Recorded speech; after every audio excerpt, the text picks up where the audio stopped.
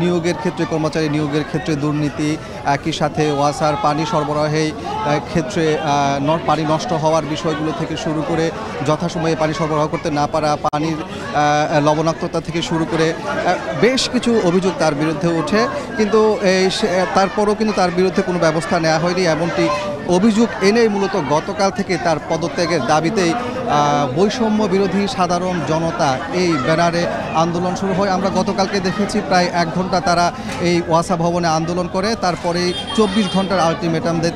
তারা বলেছিল 24 ঘন্টার মধ্যে যদি তিনি পদত্যাগ না করে সেক্ষেত্রে তাকে পদত্যাগ করতে বাধ্য করা হবে।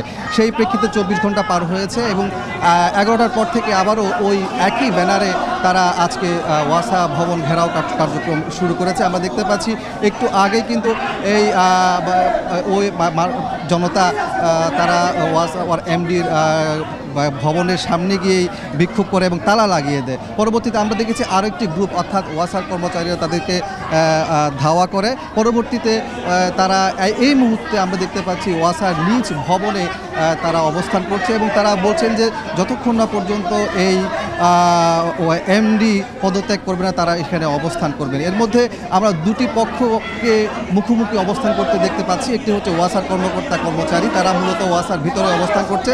তারা যারা ওয়াসার এমডির পদত্যাগ দাবি করেছে তাদের বিরুদ্ধে অবস্থান নিয়েছে এবং তারা ওয়াসার কর্মকর্তারা দাবি করছে যে তার বিরুদ্ধে যদি কোনো ধরনের অভিযোগ থাকে সেটি লিখিতভাবে উপস্থাপন করা হোক এবং অন্তর্বর্তীকালীন সরকার আছে, সরকার সেই বিষয়ে সিদ্ধান্ত নেবেন। তবে এই মুহূর্তে এখানে এসে ওয়াসার যে স্বাভাবিক কার্যক্রম সেটি যেন ব্যাহত করা না হয় এমনটি বলছেন এখানকার ওয়াসার কর্মকর্তারা। তো এই ছিল আমার কাছে চট্টগ্রামের ওয়াসা থেকে ওয়াসার এমডির পদত্যাগের দাবিতে যে আন্দোলন তার সবশেষ তথ্য। কাজী মাহফুজ যুক্ত ছিলেন চট্টগ্রাম থেকে।